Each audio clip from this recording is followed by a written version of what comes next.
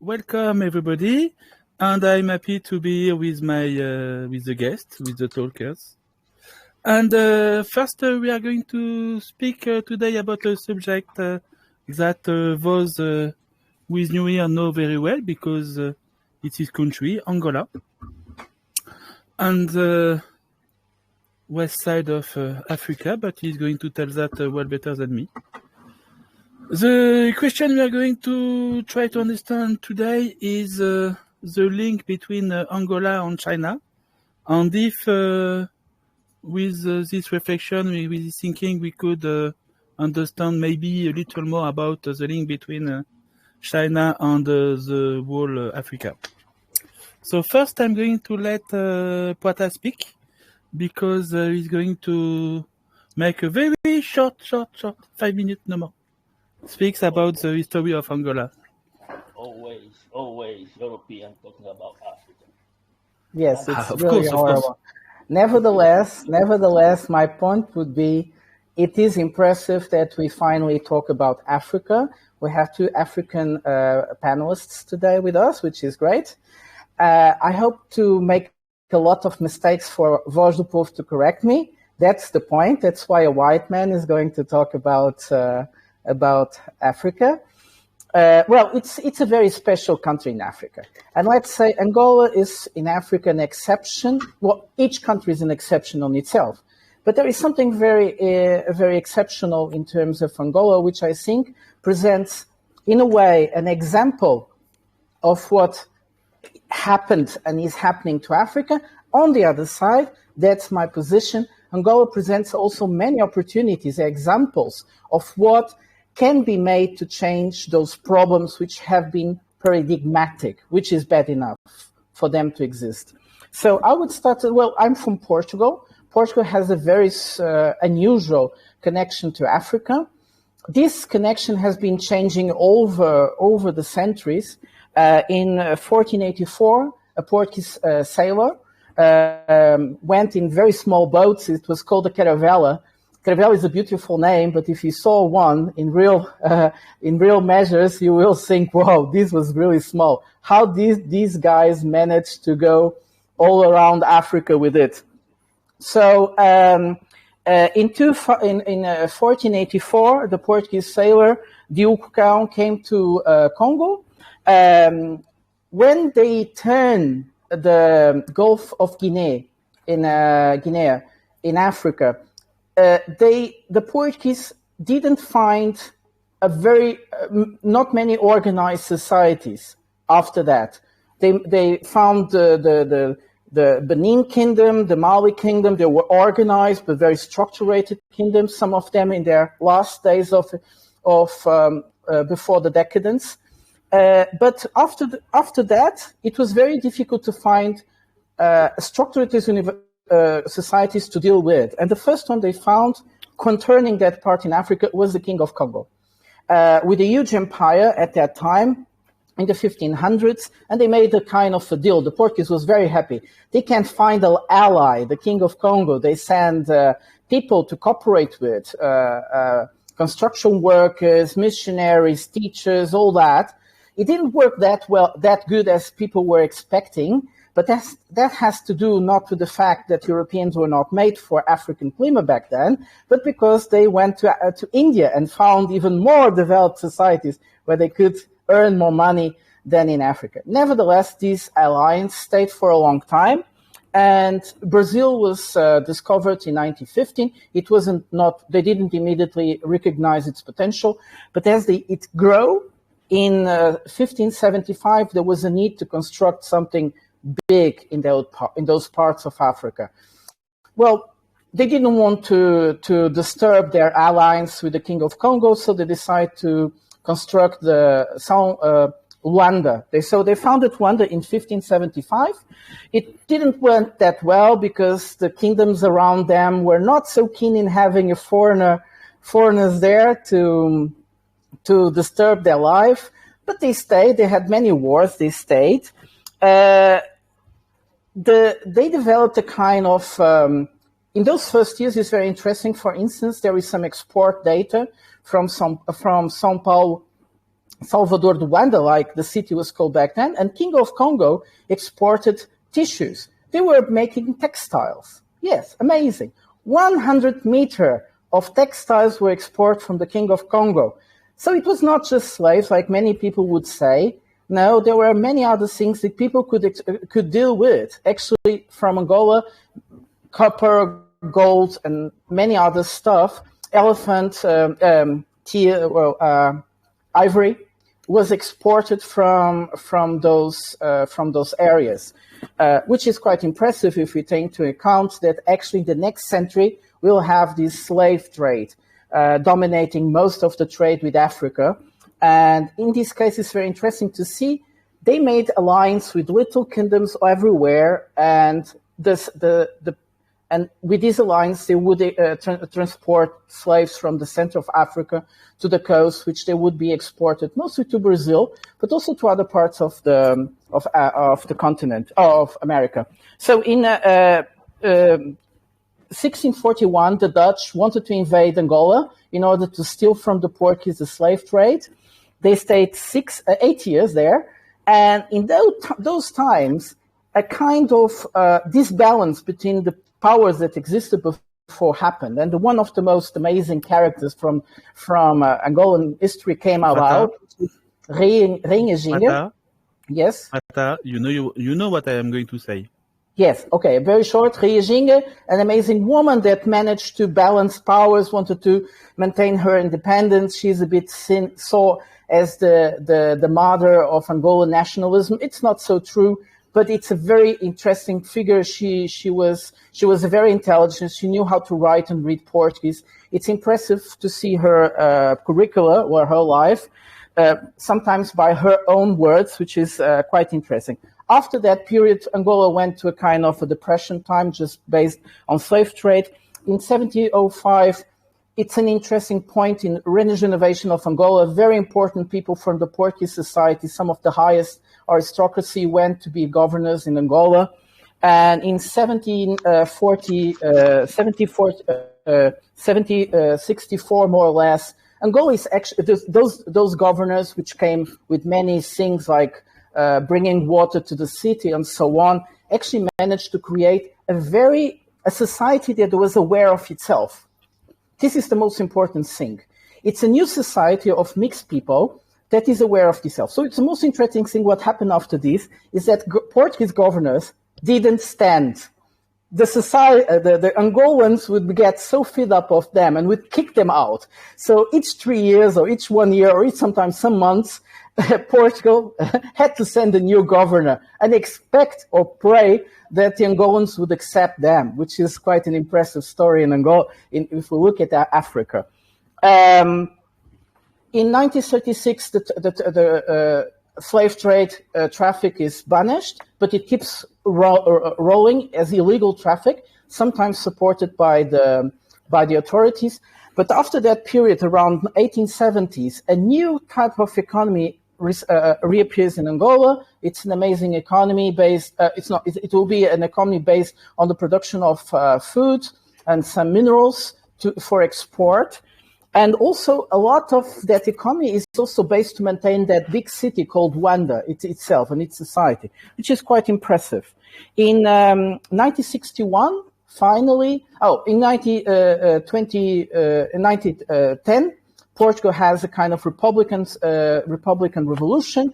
They start giving civical rights to the colonies as well. And we see that that generation that could go to school, that had a better formation, would revolt themselves. So in 1961, in the 50s actually, we have a society in Angola that is against that speaks loud against the abuse of the colonial administration, that makes their voice. In 1961, we have the first army revolt, as a kind of a colonial war. The Angolan political movements are formed, and they try to fight for their freedom. This war will continue until 1974. It's a very bloody war, unfortunately. Also in that period, many Portuguese colonists start going to Angola. Angola develops very fast because also the colonial administration wanted to prove that they had a reason to be there. Why I'm talking about this is because in 1975, Angola gets its independence, and the Portuguese feel themselves they are victims, which is very interesting. Now, Angolans should play the victims, and in this case, it's the colonial power that feels itself after the independence like victims, like badly treated. Well, what happened is that in 75, almost 500,000 people in different waves, but in a very short time, were expelled from Angola. These were not just Portuguese, like, born in Portugal. There were people that sometimes had, like, their grandfathers and grandfathers also born there. It is what it is. Some people didn't want to abandon their relationship to the country. That's it is. And this will continue for a long time. So relationships between Portugal and Angola were very bad for a long period. In 92, Angola gets its first elections after they have after the independence, they have a very long civil war, extremely bloody civil war. It's a Cold War. So MPLA was supported by China and the RSS, and UNITA was supported by apartheid regime in South Africa and the United States. This war goes for a long time. They managed to achieve a kind of a peace process. And in 1992, there is the first elections, the MPLA wins, and the country starts to create a kind of stability. It is still very difficult to get investments into the country. The country will develop very slowly. In 1996, Portugal finally managed to get a better approach to Angola. Both countries will work from there on, very slowly, into familiarizing themselves to each other until more or less in the 2000s. Portugal and Angola create a really strategic partnership. This is impressive. The investments of Angola was earning a lot of money from the diamonds and from the oil, crude oil. And Portuguese companies starting helping and developing the country. Soon after, Shu will talk about it, more or less about 2006, big investments from China will start to pop up into the country. And around 2011, there is a big monetary crisis in Europe. Portugal is very, very, very targeted by it. And one of the countries that really helped Portugal go through that process is Angola. Huge investments of Angola, to the point that in 2023, the Angolan investment in Portugal was bigger than Portuguese investment in Angola. It's impressive. I don't think any other colonial power would have such a situation, but it is what it is. Also, around 2011, the Portuguese realized that they couldn't help Angola by themselves, and the competition from China was too big. So they decided to start making small partnerships with the Chinese as well, which is quite impressive. So that's where I say perhaps other European powers would think twice before complaining so much about Chinese, because the Chinese investment in Angola did develop the country a lot. And that enabled also that the Portuguese investment in Angola become more profitable, which is also quite impressive, and we should think about that.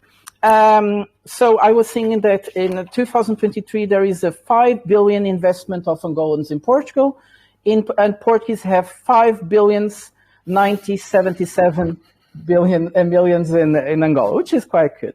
But now to talk about China. China is something else. In 2015, they made this deal to exchange coins, so Angolan paying with their coin, China paying with their coin. This has really kind of triggered the investment of Chinese in Angola, which is really impressive. And I would say that around 22 to 27 billion dollars from China have been invested in Angola. Now compare this number with Portugal, that for a long time was the biggest partner of Angola since the democratic elections. It's huge. 5 billion for Portugal, 27 billion, depends how you count it, from China. It's really amazing. Nevertheless, just going to finish very short. Nevertheless, one of the biggest problems of Angola has been all the time the ratings. The rating agencies have always targeted Angola, even in the best years when oil was very expensive. They were targeting Angola in a very bad way. It was very difficult for Angola to get financing outside of the country. So they had to beg for foreign investment or go to China, which was almost the only available partner that was willing to loan their money at a acceptable interest rate. And this is important to say, that many people forget to say when they talk about China debt in Africa. And I thought this was very important. I was very surprised to know of many of these things in my research. And yes, I think I will stay for here. Oh, by the way, there are nevertheless 4,000 Portuguese enterprises or mixed enterprises. This is also something of the, I think it will be pragmatic. It would be very interesting to look in the future for Africa. The Portuguese, sometimes big enterprises tend to invest almost by themselves, but quite often the Portuguese go and try to find a partner in local to work with. This is quite interesting. So from these 4,000 enterprises, most of them are mixed. And there are more or less 400 Chinese enterprise investing in Angola now. So that was it. I hope it was interesting. Thank you, Prata, for your very short 5-minute points who lasted only 15 minutes. Thank you. Yes, I know. By the way, Prata, that was an awesome presentation. Like 15 minutes, but very nuanced. I learned so much from that. Thank you. So, now that the Western propaganda is over, we are going to ask those what the truth really is, of course. So, I don't know if I can talk what Prata has said, but everything Prata said is just from Google, you know. That's not the reality of Angola. But that's why you are here. Yeah. So when did you say the revolution in Angola started?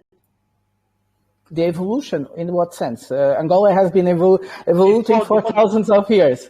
No, before the independence, that the fight that's finished in 1974. Well, there is three moments. The first is the occupation of territory in the Luanda in 1575, and Benguela actually officially in 1615. And then we have the period of in 1705 until Marquês von Pombal, where there is a sense they have to create more infrastructure. It's quite a lot of development, because after that you see there is a kind of self-awareness of Angolan peoples within the whole constitution of this administration, let's say like this. And the third one is during the colonial war, where the central state, when the central, that one started in 1961, because that was just after Congo the independence and Angola wanted the same. That was the time every country in Africa were starting getting its independence. Yeah, and you know that 10 or 15% of these people that start that thing in Angola, they were Portuguese. They are Angolan Portuguese, you know. One of the leaders, Luz Lara, I don't know if you know him. Yeah, Luz Lara was a Portuguese. But he was one of the leaders. He was supposed to be the first Angolan president. But because he wasn't black, so things didn't go well. But he was one of the leaders of the MPLA. By the way, MPLA was the country who got Angola independence. MPLA is the one who fought the CIA. MPLA is the only party in Angola who's been in power since no other party is being close to the MPLA. So basically the CIA failed in Angola. They said it was a success, but it's not true. The same party is a communist party. They say they're not communists anymore, but I don't believe them. They are the same. Angola only had 3 presidents. 2 of them studied in Russia. The first one studied in Portugal. Only last 4 years because his wife was Portuguese and things wasn't going well with the Soviet Union. Basically, the Soviet killed him in 1979 because they want someone who was a proper communist. That was José Eduardo Santos, who studied in Azerbaijan. Baku. Yeah. Yeah, Azerbaijan. And his wife was also from Azerbaijan. Baku. He wasn't his wife, but just someone he got pregnant. Yeah, they never got married, but they got a kid. That kid is the richest African woman. Isabel Trent. Yeah. The biggest woman investor in Portugal. Yes. And Spain. Yeah. So when Angola became independent, that wasn't the best way to get independence because Angola wanted to be independent and Portugal had other ideas because they gave independence to São Tomé, Guinea-Bissau, and Cape Verde Island. But Mozambique and Angola, they say you gotta wait. Well, it was a very complicated situation as well because there was so much Portuguese population in these 2 countries. And they didn't knew how to solve the situation. And they waited also because... I know you support... That's not the problem. Please, one at a time. That's not the problem. The problem is Portugal wanted Angola to last forever. Want Mozambique to last forever. I don't know that, But there was a lot of Portuguese. Call themselves Angolan. They say, we want to be independent. And they start fighting. Voz do Povo, the revolution in Lisbon that ended 60 years of fascism, they have a motto, and one of them is democratize and decolonialize. So I think they wanted to give them away. And if we think about it, it was just 1 year and a half, mostly for Angola, since the revolution. It was quite fast. Yeah, that's true. But if it ended see, when Angola became independent,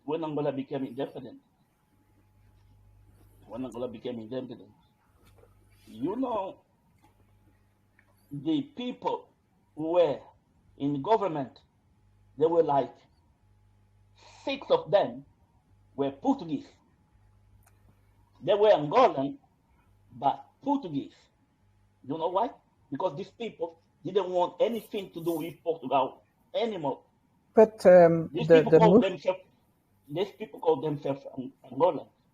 And a lot of Portuguese left in 1974. But they didn't go to Portugal.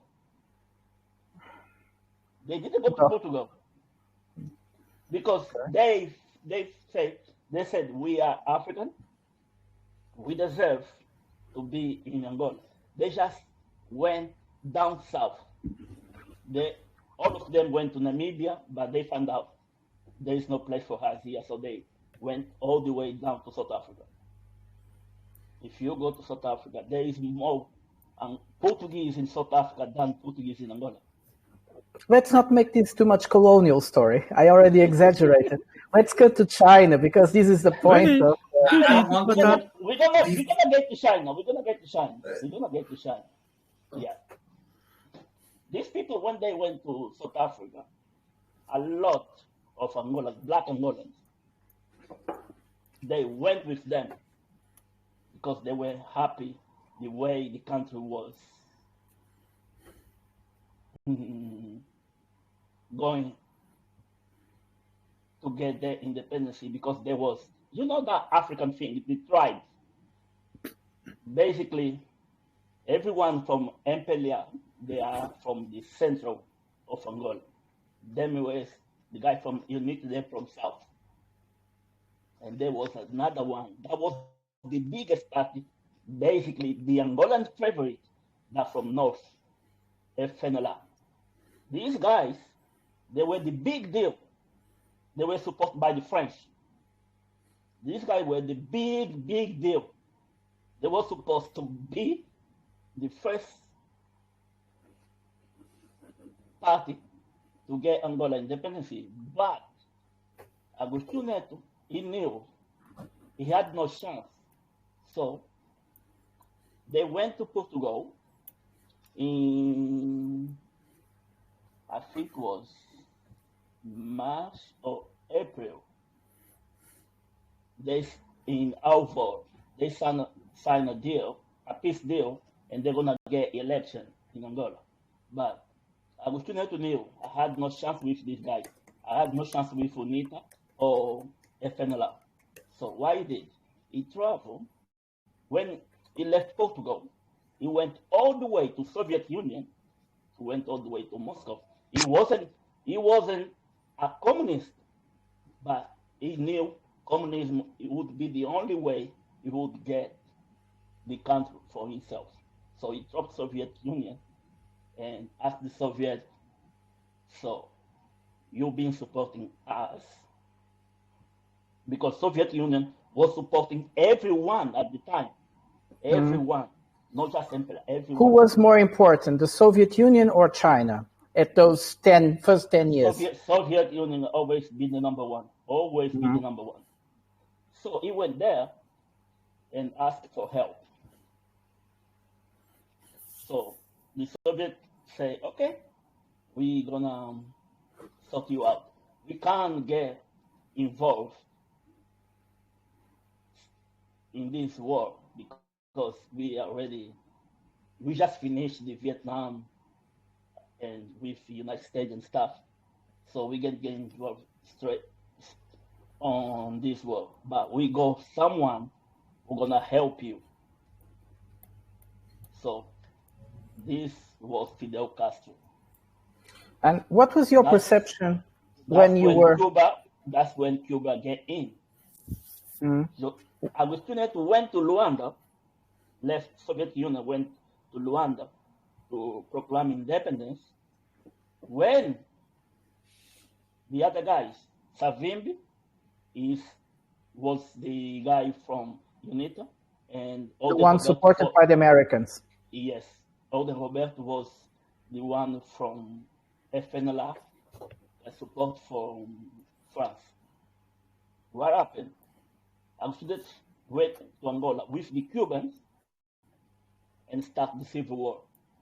Proclaimed Angola independence in 11 November 1975. At the same time, the Cubans start get rid of the other two parties. These people, one, they left from the south. The guys from the north, they left to Congo and then went to Paris. But Savimbi said, no, it's not gonna be like that.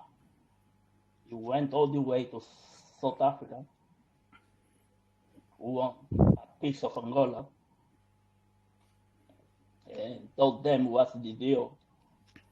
South Africa said, say no more. We got the CIA on our side. That's when America got involved in Angolan war.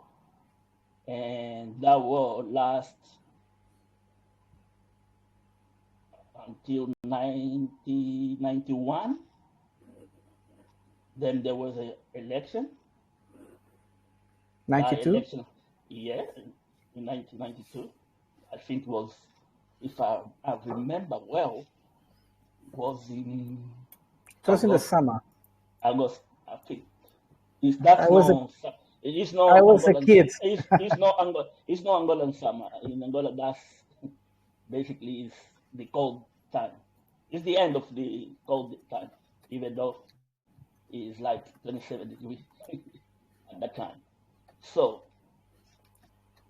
that election was a bit dodgy because Eduardo Santos, he was very popular guy. You know, he was really, really popular in Angola. People loved him because he knew how to play basketball. Angola is the best country in Africa when it comes to basketball.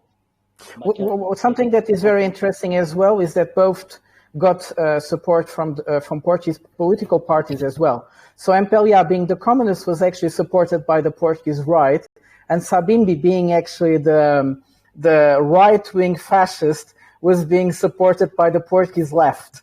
It's very strange. Even today, the left was supposed to be the anti-war. Strange times. That is to do with the Soviet, you know. That's what one of the things. Portugal and Cuba, there's no friends. They play politics, but they're no friends because of that. Hey, Voz. Cuba, yes. Let me ask you a quick question before I forget. Have you read that book by John Stockwell? No. CIA in Angola. He was a former CIA agent. I know him, but I've never read his book. Yeah. So I read his. He's a dickhead. I read. Why? Something was wrong with the book? No. The thing he did in Angola, you know. Oh yeah. But on his book, he details a lot of the things you guys are mentioning about, and he goes into very deep detail, especially about FNLA. Talks about how Roberto actually was more much of a paper tiger. He was not as formidable as the West was trying to play him to be, and all that. He goes into the personality of Savimbi. It's a very good book for anybody who wants to read. Okay. I just don't like the guy. I don't think I'm going to read the book because he did a lot of bad things. Yes, very bad things. Very, very bad things, you know? Mm-hmm. You know, when you see things here, like at the moment, there is things in Angola that the Chinese are killing us and then eating us. That's the CIA. That's what the CIA did with the Cubans. And I'm not trying to defend him, but the point of the book to me seems like he was trying to sort of apologize for what he did. Like he's trying to. Yeah. I know what you mean because now he's open up. There is a lot of video of him saying the thing is did in Angola, how the CIA are evil and that. But he was the one. He was the leading guy, the CIA leading guy in Angola. So but what was the point, Maccabi? Holden Roberto was so bad that it was better to have Savimbi, or what? Sorry there. No. What he was saying was that, so what he was trying to show was how actually disorganized Roberto's forces were. Like they were not as organized, and they could pull off some terrorist stunts, but they were not as organized as people perceive them to be. So that was, he wasn't like justifying them or anything like that. So the whole book seems to him saying that we made a lot of mistakes, we did a lot of bad things. That's the gist I get from the book. The thing with the CIA, they didn't like Holden Roberto because he was all about peace and talking. You know, he wants Angola to be in peace. What I think it's very important to notice. That's not the thing the CIA wanted. I think what is important to notice after this civil war, Angola came as a very strong country out of it. A country that really wanted to have peace. There was a rebust of civil war for a second, and the peace won, and the country stabilized. And I think it's what we should talk about today. It's a new Africa. So with that stabilization of Angola and Mozambique a bit earlier, there is a new Africa coming in, and that is the important thing.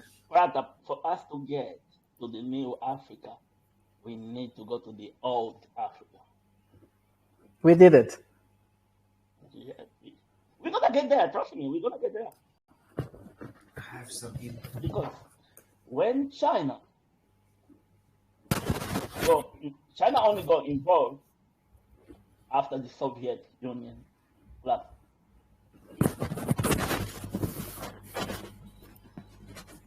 When Soviet Union collapsed, Angola was lost. I mean, lost. Before, when communism, I don't care what people say. Communism is bad. Yes, it is. But Angola was way better in communism.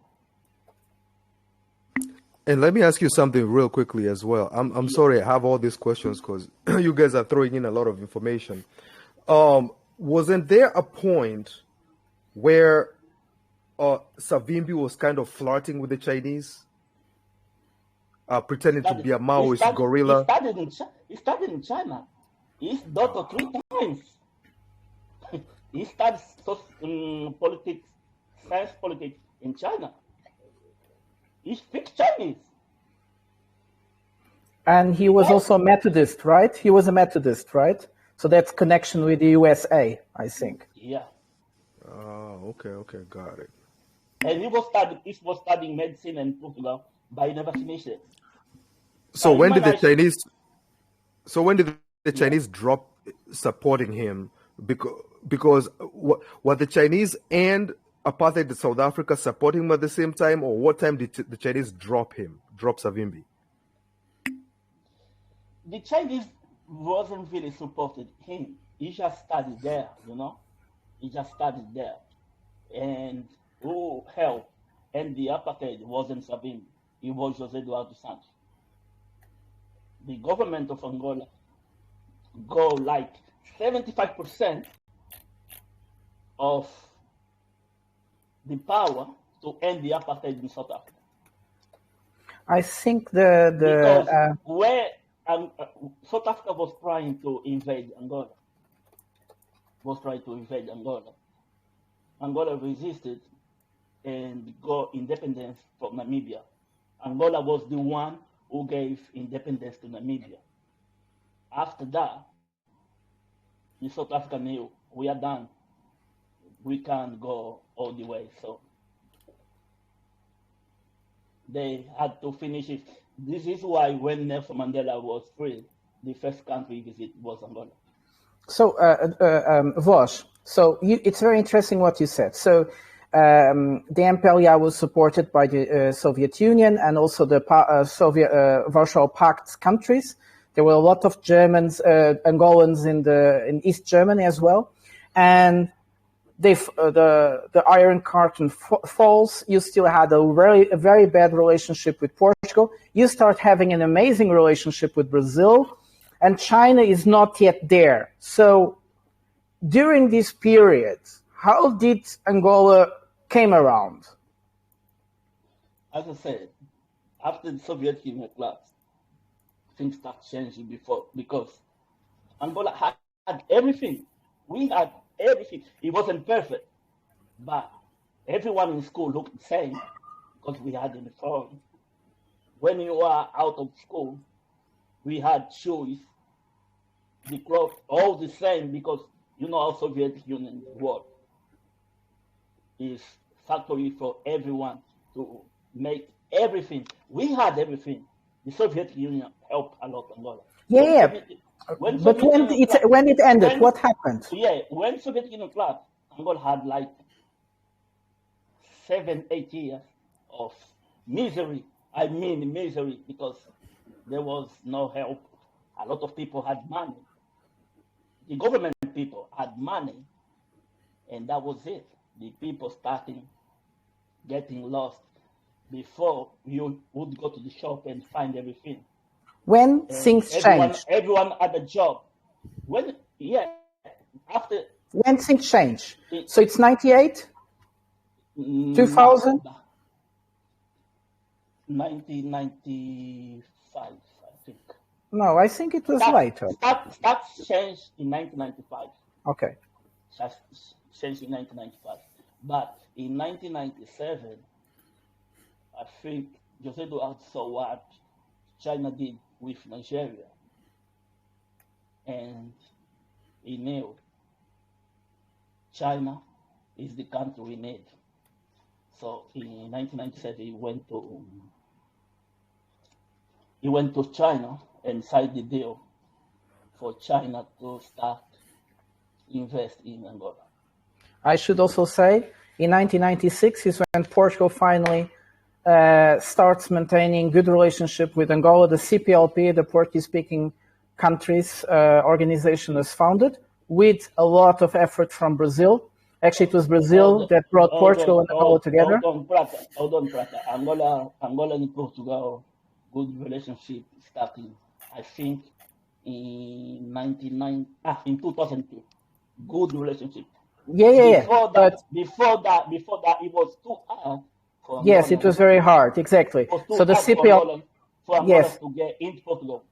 Yes, I know. That's what I was going to carry out as well. Even though the law in Portugal says if your parents worked in Angola before 1974, your parents worked in 1974, you are allowed to have a Portuguese passport because that was the time when Angola was still Portugal. If you see the other 4 countries in Africa that speak Portuguese, they go to Portugal, straight away they get residency. But for Angolan, it was really, really a nightmare, We should recognize that there were a huge amount of refugees in Portugal. During the Civil War, there was a huge amount of, I had many Angolan colleagues in the school as refugees from Angola at that time, fleeing the war. So I know it's very complicated, but there are always 2 sides of the story. I didn't want to go so much at that side. I wanted to fix. There is a point that Angola opens itself to starts creating connections, international connections. It doesn't matter how big your art is; it's not going to change the past. No, it's not that, Voss. It's that you said a good guy, but but you said something very important. It was going to focus. Angola, after the fall of the Soviet Union, they had their peace finally in '92. They had this period, like you said, more or less 8 years of disgrace. Yes, and then you start open to other countries. It was China. It was in '96 the CPLP. The Portuguese-speaking countries, which opened also Angola to have more international visibility, because the country was being blocked by many other countries, as you know, back then. So there is a point more or less in the 2000s that is a completely changed. Something revolutionary happened there. And you were talking about Eduardo Sancho, and I wanted to go more for that. And I think Portugal is important for that process. As you said, 2002. But China, I think it's very important to talk about China. Stop you because Drew should have a very interesting. Drew about the question I asked him to prepare about the debt. We were speaking about investment from China to Angola, and maybe there is another side of the medal. So, Drew. Yes, sure. Although China is the best thing that happened to Angola after we are going to see. Yeah, go on. Tell us the truth. Right. Yeah, so very good discussion. And I think the main thing is that there has been a lot of conflict and turmoil in Angola. And I just want to start with kind of where the Chinese investment begins from. So in 1995, Jiang Zemin, leader of China, he kind of pushed for the predecessor of the Belt and Road. And what it's called is so like the go out policy. So what that means is that they wanted Chinese private investment to go to different countries to actually start doing business, not just within the old trade partners and the US. So 1995, that's when it was declared. As Voz kind of mentioned, in 1997, China went out to look for different countries to make agreements with. The first one they actually talked to was Nigeria, where they actually made an agreement to protect business investments, develop things. And the common thing between Nigeria and Angola is these are the 2 oil-producing countries.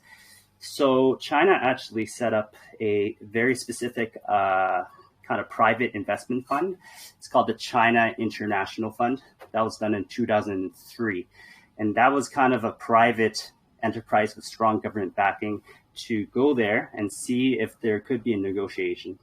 And interestingly enough, since a lot of the conflict ended by 2002, Angola looked for credit.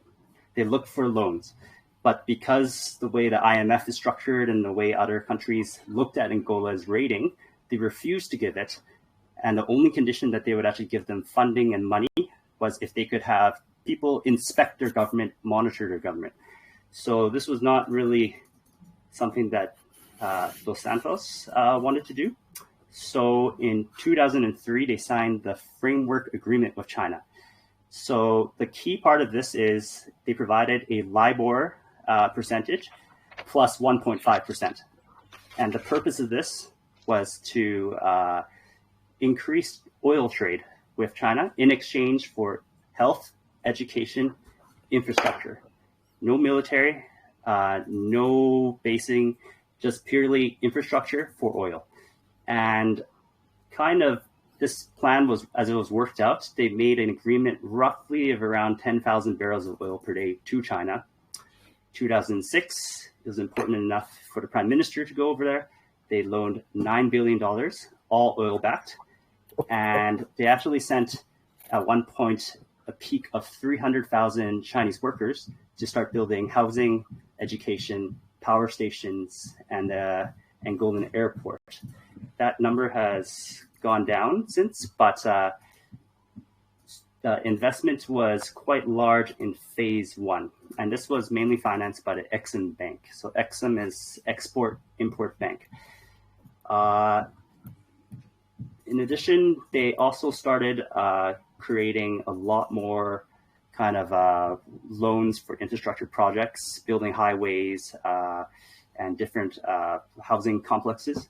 And the oil-backed loans were actually extended and now total around $43 billion, which is the highest amount of both like external debt in Africa and also the highest amount of Chinese debt in Africa.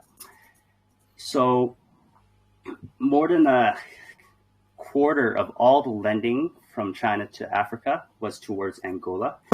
And it's interesting that the oil-backed loans account for 2/5 of Angola's external debt and almost all its obligations to China. So roughly 42 billion is how much they owe China, 67 billion in total to other countries. They actually own more than the next three countries, Ethiopia, Zambia, and Kenya. And interestingly enough, Angola actually was the largest exporter of oil towards China in 2006, where they actually were the largest, bigger than Saudi Arabia, bigger than any other country. That didn't last too long because that was more or less the initial shipment, but now they're now the 5th largest provider of oil. They're also a very large oil provider within Asia in general. So it's quite interesting in that this investment is quite large, but also like the areas that it invested in. And when you look at the oil-backed loans, one interesting clause is that if oil was to fall below $60 per barrel, Angola does not need to pay any loan payments that year. So it kind of freezes the interest rate. If you look at the chart of kind of like the external debt that Angola owes in 2020, when oil prices plummeted, their debt does go up in terms of a ledger, but shortly after, once the Ukraine conflict started, they were able to start paying up most of it. I just want to also mention quickly a recent shift.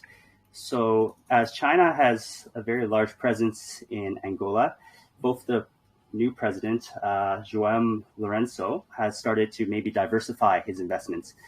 And given the fact that China has such a large presence in Angola, interestingly, countries like Portugal, Germany, US are now moving in. So the Chinese investment within Africa has actually allowed and encouraged other countries to kind of move in there. And as education and infrastructure continues, the hope is that Angola would not just become an oil-producing country, but they'll be moving on into a more developed country. And with a developed country, you get customers, and with customers, this is kind of China's long-term plan that you'll be able to sell products to a country once you build up their infrastructure. And you can't do that if you don't start from somewhere. So it's a long-term process. So I think that is kind of what I wanted to roughly summarize for the Angola-China debt. A lot of these numbers are very hard to find because the Angolan government doesn't exactly report them in very comprehensive, broke down ways. And also, if you look on both sides of the aisle, like Chinese sources and Western sources, they're different. So the numbers, hard to take like at face value, but if you look into it and what's being built, then you can kind of see there is truly an investment there. Any comment? Just remember, everything you said is correct. Remember one thing, sure. Angola is the richest country in Africa, the richest country in Africa. Angola is not just about oil and diamond. Angola got everything. I mean everything. The closest country in Angola resource is Congo. And then you're talking about resources, right? The amount of potential resources. Okay. Yeah. Angola got everything that the world needs. The other country closest is Congo. And Shu, I have a quick question for you.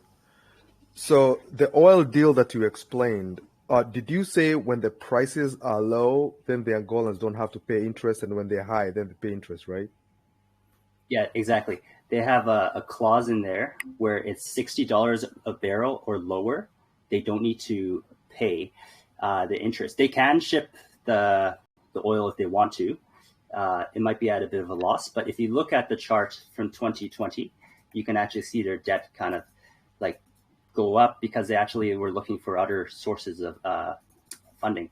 But it's interesting that they actually marked it at $60. I would say that's really interesting. This was also used to pay the Portuguese debt that Angola had to Portugal. They also paid it on oil. Very interesting, and Angola paid almost everything. I was going also to comment a bit. Prata, don't forget that Angola bailed out Portugal in 2008 after the crash. Yes, as I said, Portugal helped actually. No, Angola helped Portugal to get out of the crisis in 2011 when we were rescued by the FME. Where were the EU?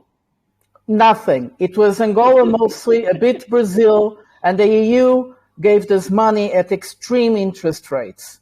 Impressive. But let's not go into that. But it's amazing how we became colonialized by Angolans happily.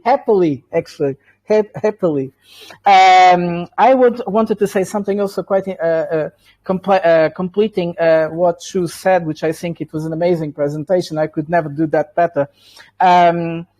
China had the problem in investing in Angola. They had the problem of communicating with them. And it's quite interesting how, you see, investments in countries are in countries with whom you don't have any securities. Like, for instance, the European Union, everything is based on the rule of law and whatever, you know. You will always have the feeling that your investment is guaranteed, that if something happens. So if we, Shu mentioned something very interesting, which was, yes, I know. Shu mentioned something very interesting. The fact that Angola has been all the time, although they were having a great figures, they were being always classified in their ratings very badly. And this was amazing that the Chinese appeared and could help you guys. Portugal was not in the position to help you more. And also sometimes it was difficult, especially if the socialists were in power in Portugal, to even have that political will, as you know. But it's something very interesting. I think the Portuguese community, the Chinese community in Portugal helped a lot in surpassing that gap of communication. The Chinese had problems in communicating with the Angolans at the beginning. They were bringing most of their workers from China. Now it doesn't happen anymore. Now they actually know how to work with Angolans, and Angolans are employed in all these projects they are being doing. This is something also quite interesting, how the Chinese learned how to deal with the other, with the foreigner.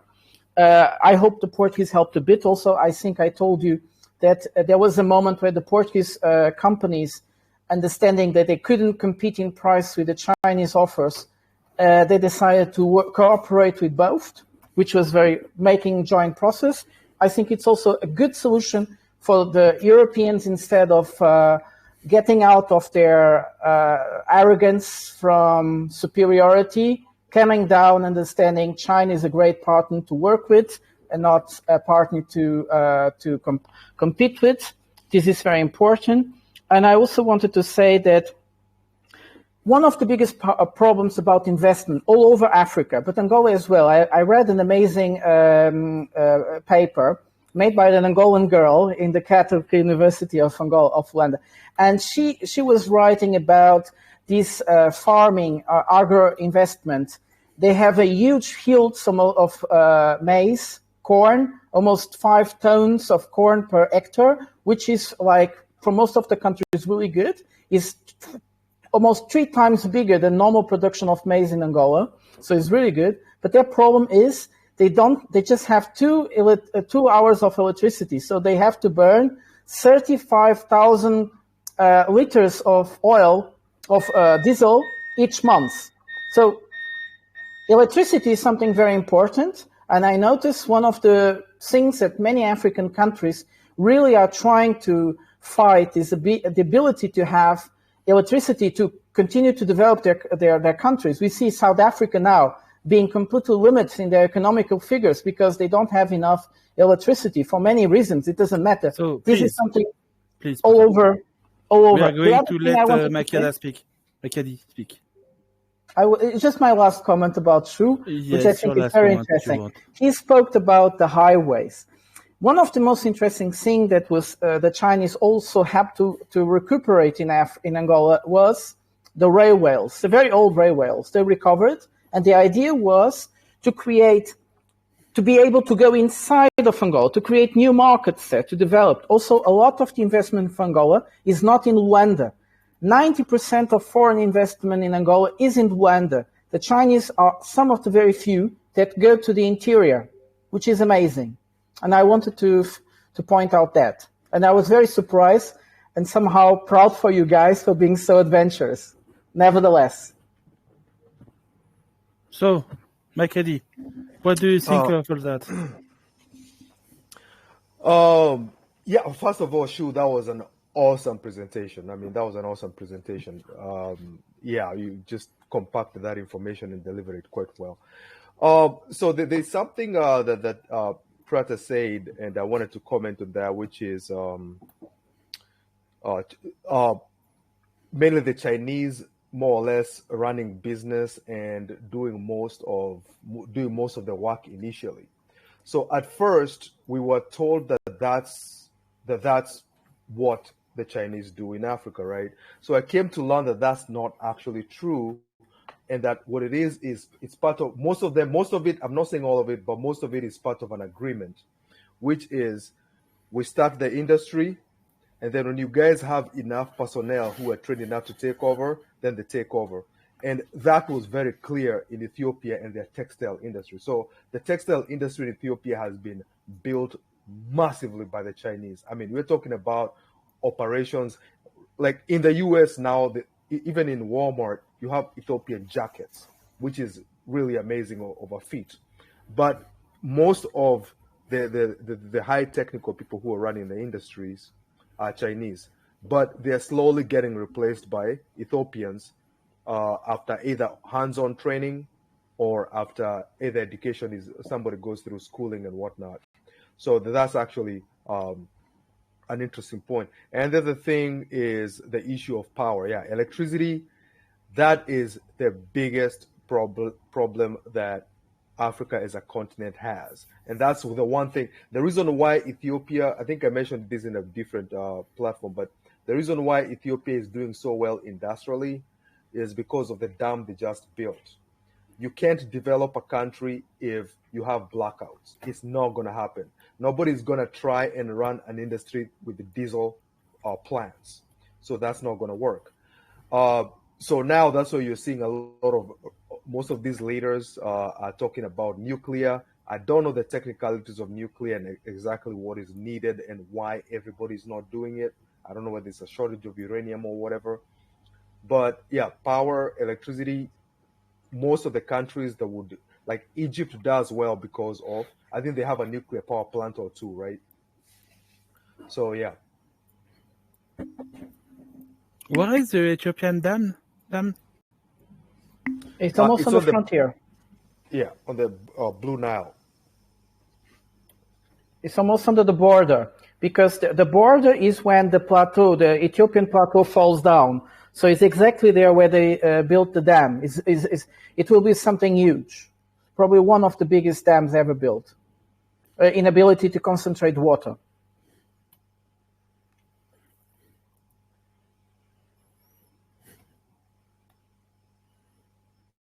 I don't think you will find it's very. Yeah, it will take many years to fill. Actually, yes, it's still in the process of getting filled up, and that was one of the issues that they were having with the Egyptians. But yeah, but I think nothing is going to happen out of that. I think it's a done deal, and the Ethiopians stood strong. And one of the issues why most of the countries around Ethiopia were actually opposed to the dam is not just because of the water. It's because of the development potential. It's the development potential. And Ethiopia also resolved one of the biggest issues they've had, which is access to the sea, which they have now resolved with new friendship with Eritrea, which was their main enemy. Are you joking? They made a friendship with Eritrea? There used to be a war with the Tigray, right? Which also involved the Eritreans as well. Yes, Eritreans were fighting on the side of the government of Ethiopia. That was a huge surprise. And China actually brokered that. China brokered that friendship. They were told, you guys, if you guys want railways to pass through your countries, you have to get along. And just like that, we saw Isaias Afwerki fly to Addis Ababa. They shook hands, and that took everybody by surprise. They kept it very tightly, secretly. And even the people in Ethiopia who are opposed to it were too shocked to react to it. They are not prepared. Yeah, so it is also strange. How do you see the Tigray conflict? Because for me, it's enigma. It's very difficult to understand who is supplying Tigray weapons. I understand why Tigray wants more recognition in their historical value within Ethiopia, but why they need to independence, that's enigma for me as well. But it's true that Ethiopia and Eritrea were fighting the Tigrayan freedom fighters. Mm-hmm. How do you think our people in Kenya see that very strange conflict where nobody really knows what is really happening? Yeah, it's very strange, but most of it is usually ends up being international interest, and and Ethiopia is divided into very distinct groups. Like if you look at Kenya, one of the reasons why there isn't a lot of issues politically as such is because it's a country divided among 46 tribes. So you don't have, but if we are a country divided within 2 tribes, that will potentially be a problem. So a lot of people think the more the tribes, the bigger the problems. It's actually the other way around. When you end up in a situation like Rwanda, where it's the Hutus versus the Tutsis, that becomes a problem. But you have over 40 tribes in Kenya that don't necessarily always get along, but because there are so many of them, nobody lets the other one get ahead of the rest anyways, So, but yeah, electricity, and actually, that's actually a question for Vaz. How does Angola generate the electricity? Hydroelectric also about the Tigray.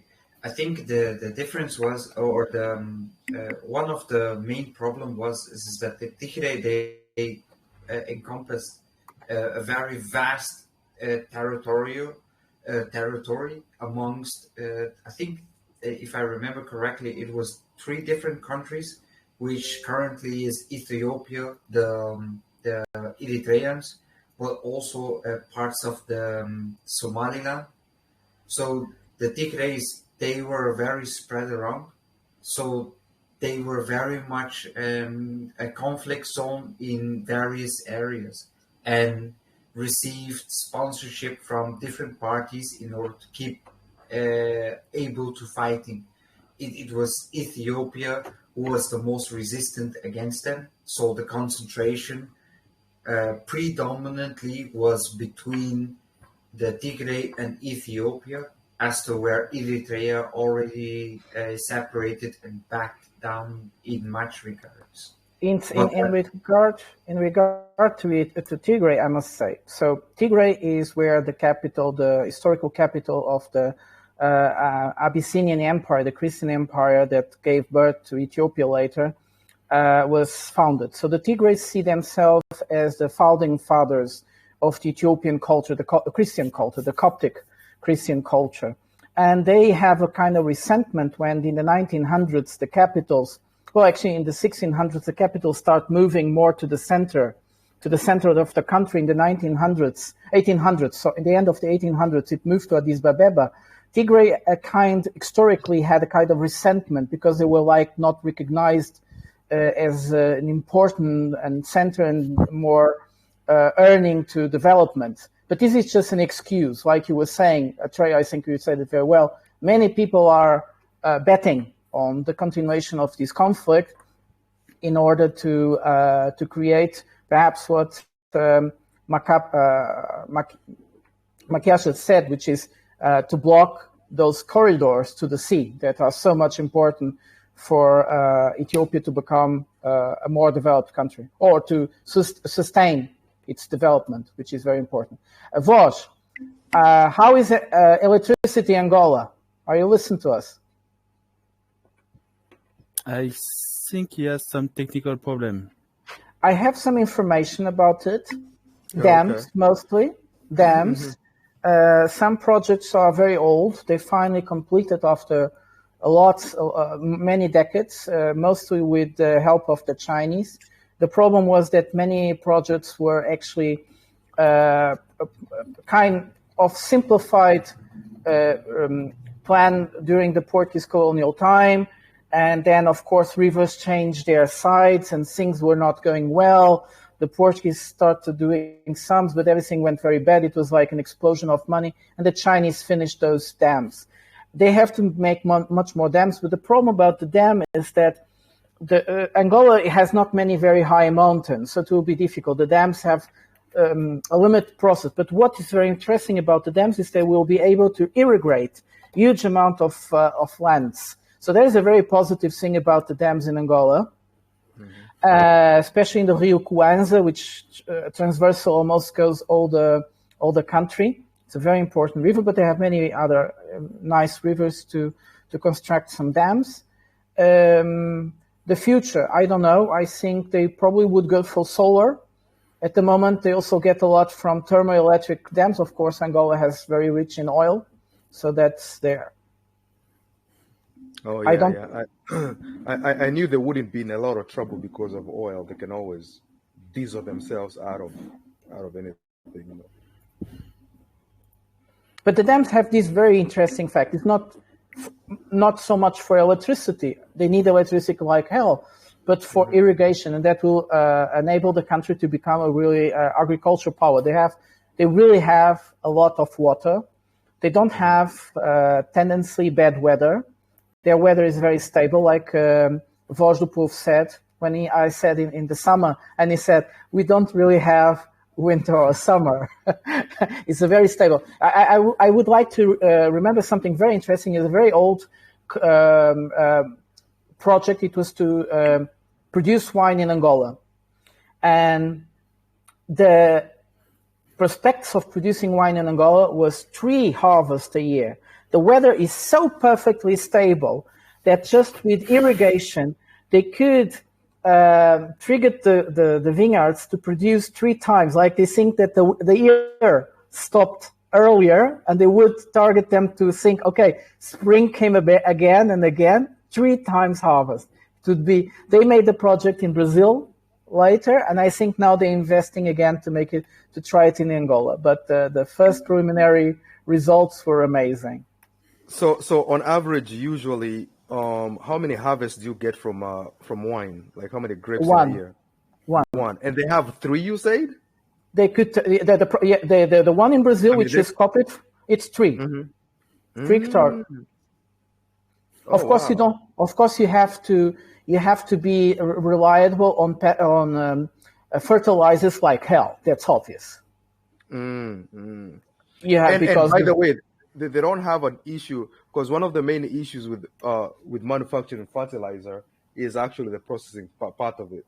And if you have oil and especially gas, then I don't think you have a very big issue setting up fertilizer plants like many other places, since the fertilizer creation process, as far as I know, is a very energy intensive process. So how is Kenya doing with the energetic deficiency? Well, do we have enough? It's not enough? No, How it's not enough. Yes, It's I know. not enough. But they have really done some really good work with renewable energy. I was actually impressed that they're setting up a lot of solar plants, but still it's not enough. Like for you to like not only electrify the country, but go through those highly intensive industrial processes that end up making money in what nowadays we call creating value or value addition. You really need you can't play games with that. Like you really need to set up a project, and it will be expensive, but you need to figure out what you need to do about electricity, and if possible, get a surplus form of electricity. But the other thing that I found fascinating, because you brought up the issue of wine in Angola, is I was reading how actually I heard it anecdotally from somebody back in Kenya saying that, oh my God, now everybody's growing avocados, right? And I'm like, what? Everybody's growing avocados? What's happening? When I grew up, people had 1 or 2 avocado trees. So apparently the Chinese now love avocados quite a lot. And the Europeans too. Yeah. Now all of a sudden, the exports of avocados from Kenya to China have grown to like millions and millions of dollars. I mean, fascinating. I don't know. That took me by surprise as well. I also want to add something about the history of Angola, Congo and Angola area. So me and Prata have some conversations about the Saramakan people from the Guyanas, particularly Suriname. So actually, the Saramakan people, they have their heritage from particularly Angola, Congo, Angola region. But then in terms of slavery, they were never slaves, which is why their heritage, is particularly their Portuguese relevance, still exists in their language today in South America. So just a shout out to the Saramakan people, and then the heritage of the Angolans in particular in this regard. I wanted to point out, it's very interesting you said that, Trey. I wanted to point out something that I find amazing about Angola as well. Angolans, there is a lot of resentment. I think Voz is not with us, but I wanted him to confirm they are still very resented to what happened to them. They were victims in many sense. And Angolans are extremely proud of what they achieved by themselves because nobody was really willing to help them. And one of the things I notice is that they are very sovereign in everything they do. So they get good deals. It's amazing. One of the reasons Angolans get good deals is because they're very proud, they're very sovereign, and they really show, if you don't give me a good deal, I go ask someone else, or I prefer not to work with you. And that's it. I think it's something, I remember a very amazing video. It was the German president of the parliament, the German president of the parliament, Sorry, I don't know how to say. Well, you understood, guys. Sorry there. And he was making an interview with the president of Namibia online, live, and he's saying, like, complaining about investment in China, and that man start laughing and say, whenever the white man comes to Africa, it's all about the Chinese. Don't you have nothing better to do? We know how to care about ourselves. Our problem with the Chinese is our problem. Actually, that German guy said something even more stupid than that.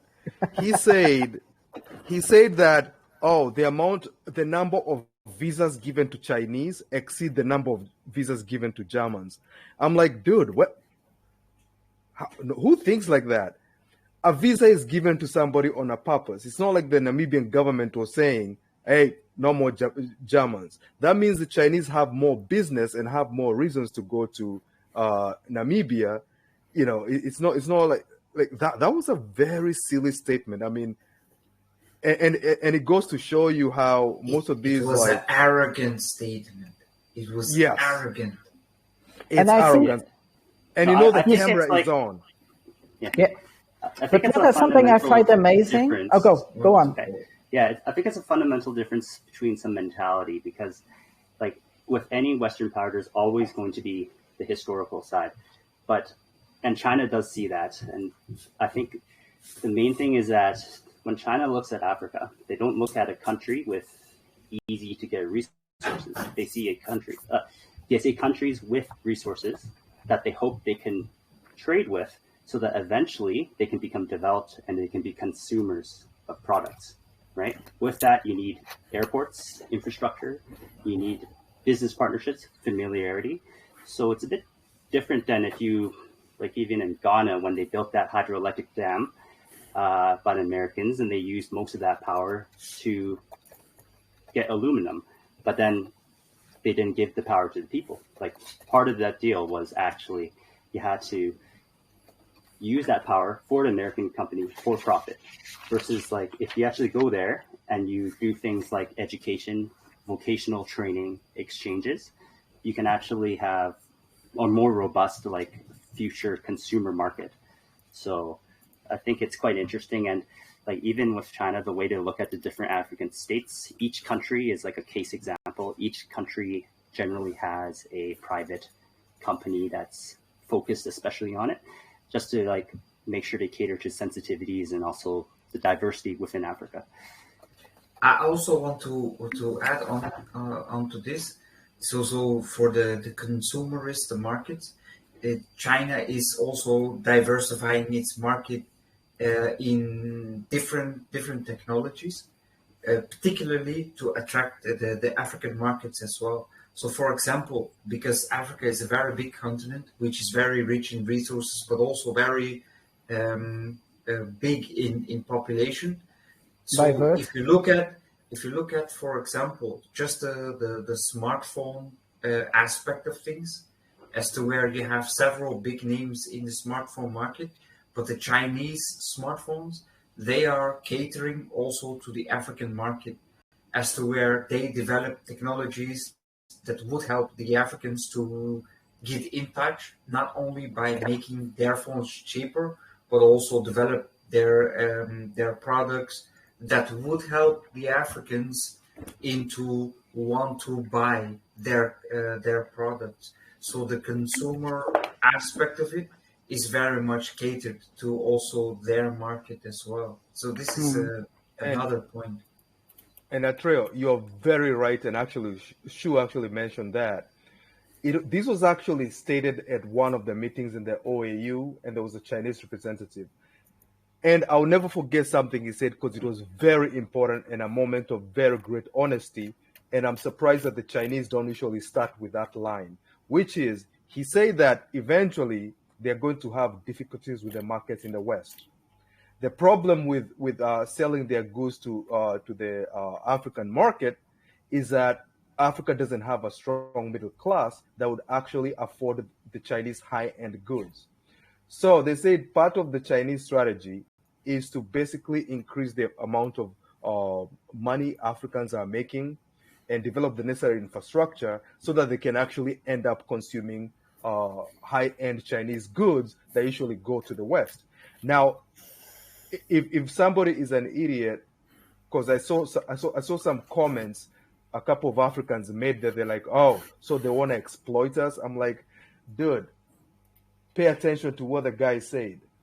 It benefits them, but it benefits you as well.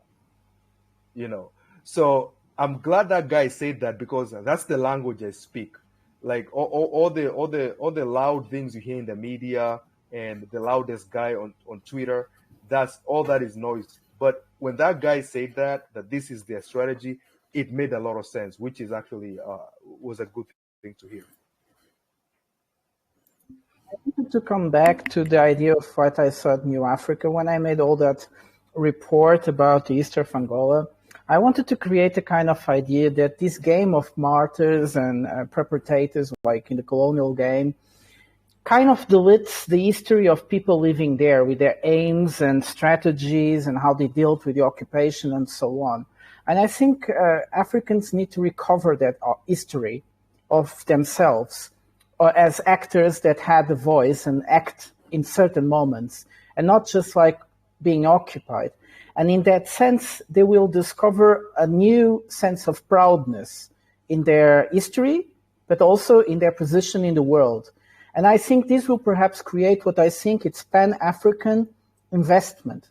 When I said to you that in 2016, for instance, Kenya and Tanzania were the biggest investors in Angola, this has happened many times with Nigeria, with other countries.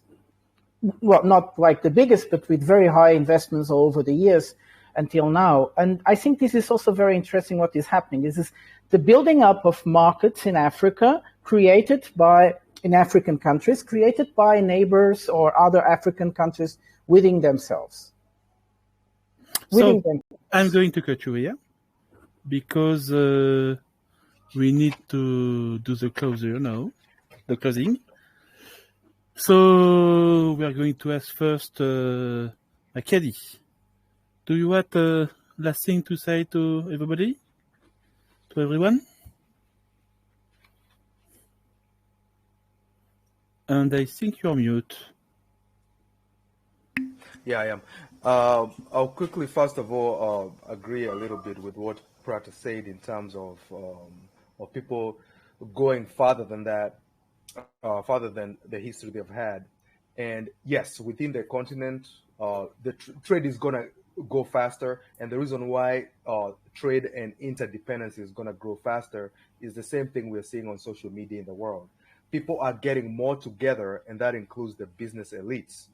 And so that means, so there's more conversation between, so all elites used to go to Europe separately. Now they are meeting each other more often. So it's inevitable. But other than that, guys, this was an awesome discussion. I am glad you guys were able to make it here. Thank you very much. I appreciate everything you guys have said. It's awesome. So, Shu, a last statement? Yeah, I think very good discussions. Learned a lot.